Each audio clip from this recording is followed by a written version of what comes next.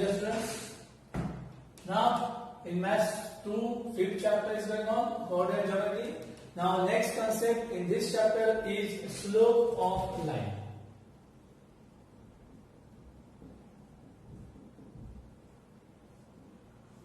Slope of line, line का slope निकालना है. स्लोप मतलब पता है ना, स्टीपनेस.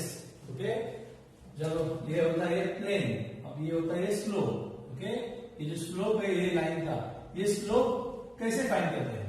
ये स्लोप फाइंड करने के लिए हमें ये पहले पता होना चाहिए इसका ये जो एक्स एक्सिस सब्जेक्ट पकड़ लो, तो ये जो पार्ट है ये आपको पता होना चाहिए. इसे कहते हैं इंक्लिनेशन ऑफ लाइन. तो फर्स्ट हम कंसेप्ट देखेंगे inclination of line.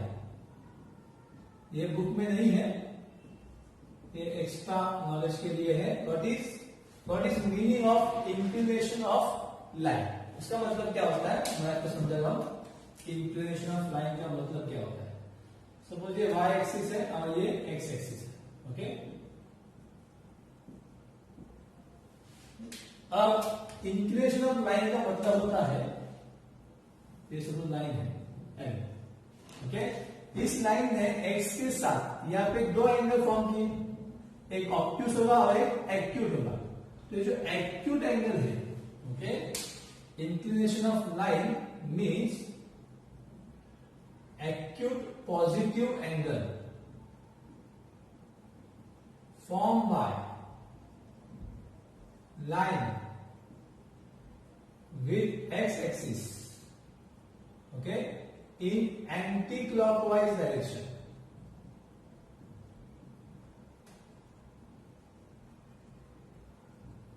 Okay, measure of acute angle. Measure of acute angle. Okay, ये जो एक्यूट एंगल फॉर्म किया इस लाइन ने एक्स के साथ इन एंटी क्लॉकवाइज डायरेक्शन, इस मेजर को क्या कहते हैं? Inclination of line. It is given in symbol theta. Theta means the measure of that angle. Okay, तो ये थीटा का जो भी डिग्री का ये वैल्यू होगा, 30 डिग्री, 40 डिग्री, 45 डिग्री, 50 डिग्री, जो भी रहेगा उसे हम कहते हैं इंक्लिनेशन ऑफ लाइन. समझा ये बात? ओके, अब हम देखेंगे स्लोप कैसे फाइंड करेंगे. तो लेट अस सपोज दैट इसके ऊपर दो पॉइंट है. सपोज यहाँ पे एक P पॉइंट है और यहाँ पे Q पॉइंट है और आपको इसका स्लोप निकालना है. तो पहले मुझे ये बताओ कि पॉइंट P और Q के कोऑर्डिनेट्स क्या होंगे. लेट अस अज्यूम दैट यहाँ पे x1 y1 लेते हैं और यहाँ पे x2 और y2 लेते हैं. अगर ये x1 y1 और x2 y2 है तो आपने ये पढ़ा हुआ है ना, ये सब जो ऐसे ज्वाइन करते हैं, राइट, ये ज्वाइन करते हैं. तो इसका मतलब ये होगा कि यहाँ पे x1 होगा, यहाँ पे x2 होगा, यहाँ पे y1 होगा, यहाँ पे y2 होगा. ओके, और हमने क्या किया था इसमें, ये ज्वाइन किया था, राइट. तो अब मुझे बताओ इस लाइन में ये जो थीटा है वही थीटा यहाँ पे होगा ना. ये 40 है तो ये भी कितना होगा? 40 ही होगा. बराबर. समझो थीटा नहीं दिया है, थीटा नहीं दिया है तो आपको ये पॉइंट्स देंगे. अगर थीटा दिया हुआ है तो पॉइंट्स की जरूरत नहीं है. Inclination of slope of line find करने के लिए अपने पास या तो थीटा होगा या तो 2 पॉइंट्स होंगे. दोनों में से कोई एक पता होगा. ओके, दोनों के लिए अलग अलग फॉर्मूला है. ओके, पहला पॉइंट्स की बात करते हैं. तो अभी ये समझो मुझे निकालना है इसका स्लोप. तो इसका स्लोप डिपेंड करता है इसकी ये जो हाइट है ना, वर्टिकल हाइट, और ये जो बेस है इस पे. ओके, हाइट अगर ज्यादा है, बेस सम है, तो ये स्लोप ऐसा हो जाएगा. और सपोज बेस ज्यादा है, हाइट कम है, तो ये स्लोप ऐसा हो जाएगा. पहला स्लोप चेंज होगा. Slope is depend on vertical height and horizontal base. इस पे स्लोप डिपेंड करता है. ओके, जितना आपका वर्टिकल हाइट ज्यादा होगा, बेस छोटा होगा, स्टीपर होगा. ओके, उसका स्लोप ज्यादा होगा और ये स्लोप कम होगा. ये स्टीपर नहीं है ज्यादा, ये स्लोप कम है. यहाँ पे कोई भी आसानी से क्लाइंब कर सकता है, चढ़ सकता है. यहाँ पे चढ़ना थोड़ा सा पॉसिबल नहीं होगा. ओके, जो ऊपर से नीचे आओगे यहाँ पे फुल स्पीड में आओगे और यहाँ पे थोड़ा सा स्लो आओगे. स्लाइड्स हमने देखे होंगे ना रिसोर्ट में. ओके, वो 90 वाला 45 वाला है ना, वो स्लाइड्स वो स्टीपर होते हैं, इनका हाइट ज्यादा रहता है ना। इसका हाइट ज्यादा होगा वो ज्यादा स्टीपर होगा, इसका हाइट छोटा होगा वो स्टीपर भी कम ही होगा। ओके, तो कहने का मकसद यही है कि स्लोप जो होता है वो डिपेंड करता है हाइट पे एंड हॉरिजॉन्टल बेस पे। तो इसका मतलब slope is equal to the ratio of vertical height and horizontal base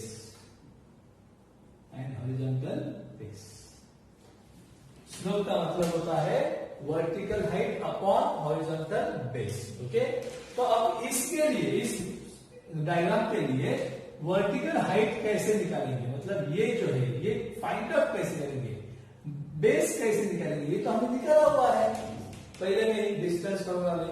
ये x1 x2 है तो ये डिस्टेंस कितना हुआ x2 माइनस x1, ये कितना हो जाएगा y2 minus y1. That means we can say that slope of any line which has 2 points, okay, x1 y1 x2 y2, the ratio for that line, slope of line is equal to y2 minus y1 upon x2 minus x1.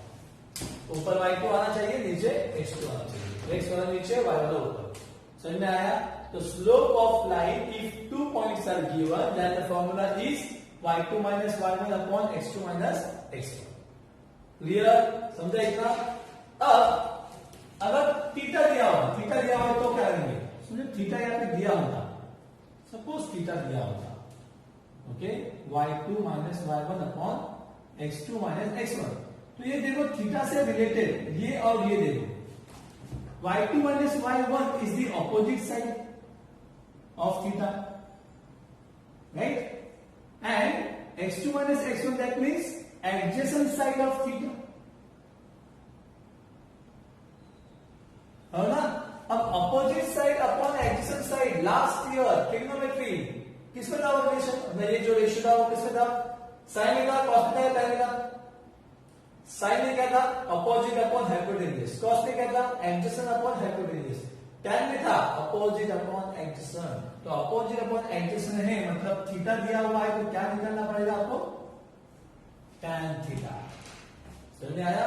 तो ये अगर आपके पास दो points नहीं है तो ये नहीं आएगा, ये नहीं आएगा तो आप कैसे निकालोगे स्लोप? स्लोप निकालने के लिए आपके पास थीटा दिया हुआ है 50 डिग्री या 60 डिग्री जो भी दिया होगा, उसका वैल्यू कैसे निकालेंगे? तो उसका tan का वैल्यू निकालना है। इससे निकालना है tan का वैल्यू निकालोगे, मतलब ही क्या निकालोगे, y2 minus y1 upon x2 minus x1, that is the ratio of opposite side and adjacent side। Okay, तो इससे ये क्लियर हो जाता है कि स्लोप के दो फॉर्मूले हैं। ओके, तो मैं आपको अब ये कुछ नहीं लिखना है, ये कुछ भी नहीं लिखना है, अब जो मैं लिख रहा हूं उसको आपको बयान भी करना है और 10-10 बार लिखना भी है। Okay, slope has two formulas, slope of line if, अच्छा स्लोप वाले को पूरा लिखाएंगे, मैं पहले लिखता है कि if theta is given, theta दिया हुआ है, थीटा कितना होगा, 30 डिग्री होगा, 45 होगा, 60 होगा, 90 होगा या फिर 0 होगा, राइट ना? तो उससे ही रिलेटेड आएगा कि tan का जो वैल्यू आपको पता है वही आएगा। तो if theta is given then slope of line, slope of line को लेटर लिखते हैं m, स्लोप ऑफ लाइन मतलब भी क्या होगा m, is equal to formula is tan theta if theta is given. m मतलब भी क्या, स्लोप ऑफ लाइन ना, स्लोप ऑफ लाइन को हम m लिखते हैं, is equal to tan theta if theta is given. This is the first formula to find slope. And if two points are given,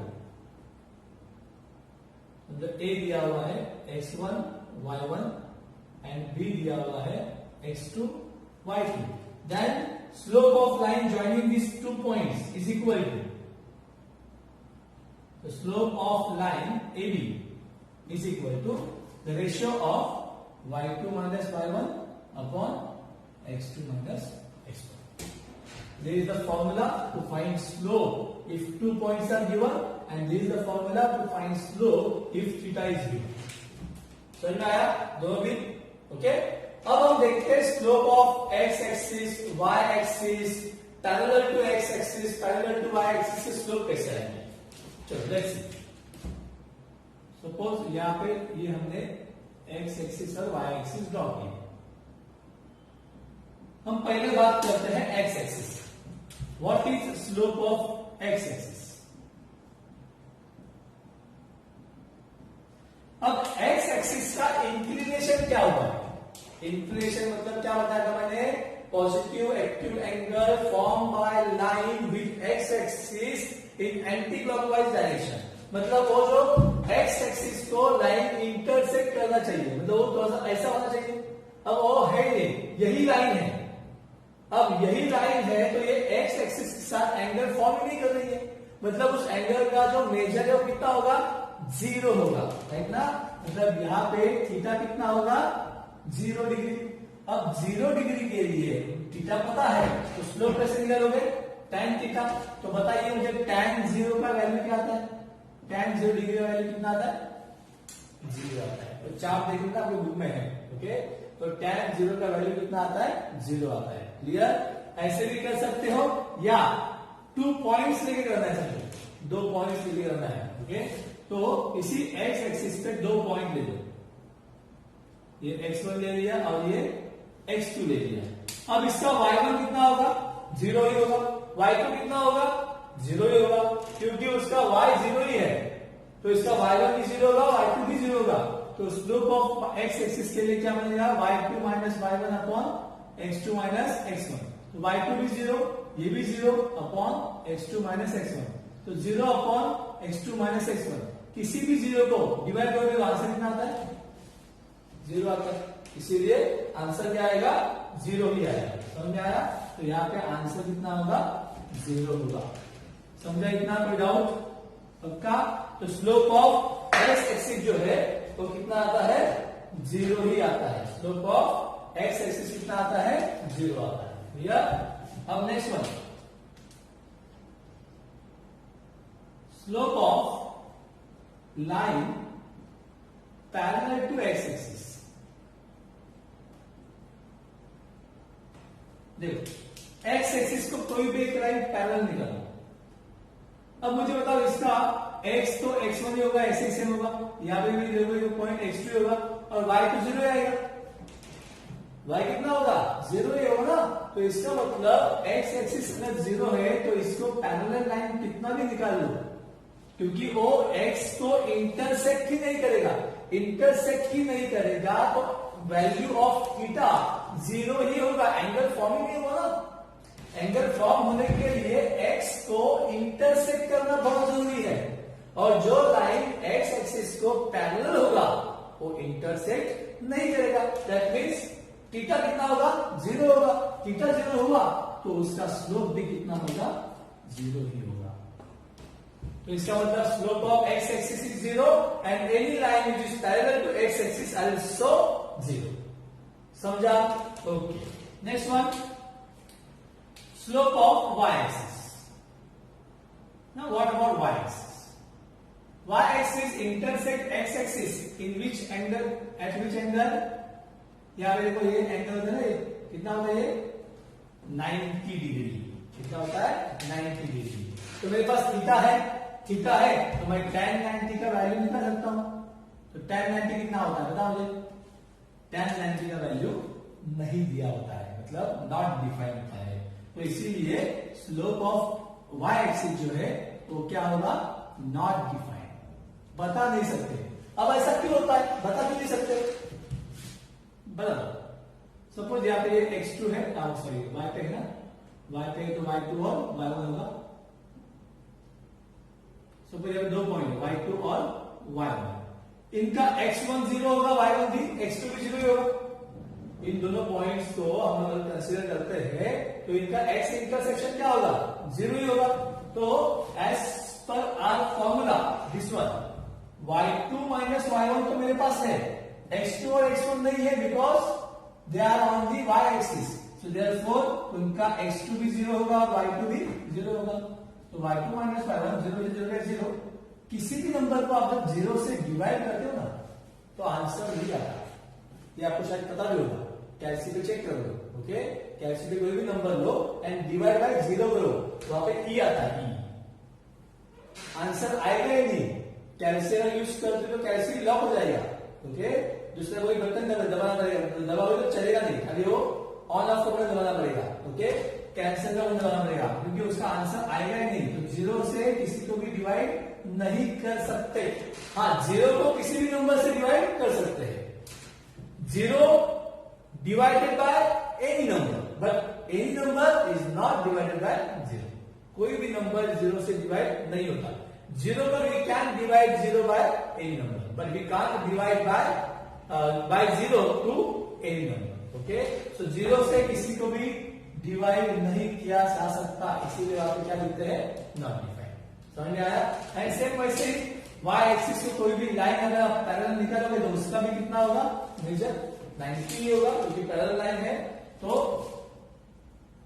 slope of line parallel to y-axis is also not defined।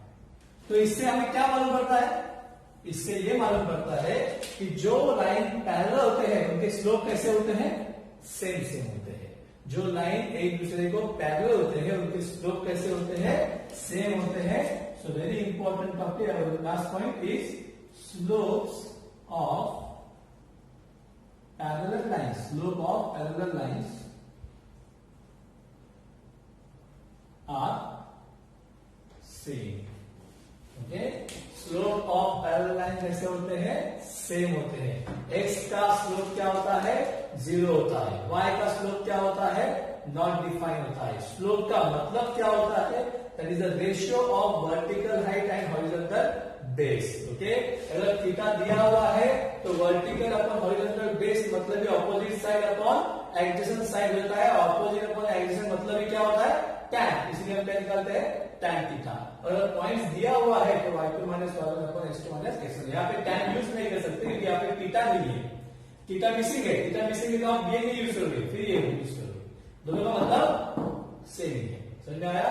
तो ये हो गया हमारा slope, जिसके ऊपर 5.3 depend है, okay. तो यहाँ पे हम स्लोप निकालेंगे। समझ में आया? तो ये एक बार ठीक से देख लो, ये बहुत इंपॉर्टेंट है। और ये ओके, ये आपको 10 टाइम्स लिखना है, ये भी 10 टाइम्स लिखना है, ऐसे लिखो पूरा। और ये आपको बाहर करना है, ये पूरा याद रखना है ठीक तरह से, ओके। एक बार कॉपी करो इसको, खाली 1 टाइम कॉपी करो, ओके, और उसको याद करो ठीक से। समझा इतना? अभी हम 5.3 देखने वाले।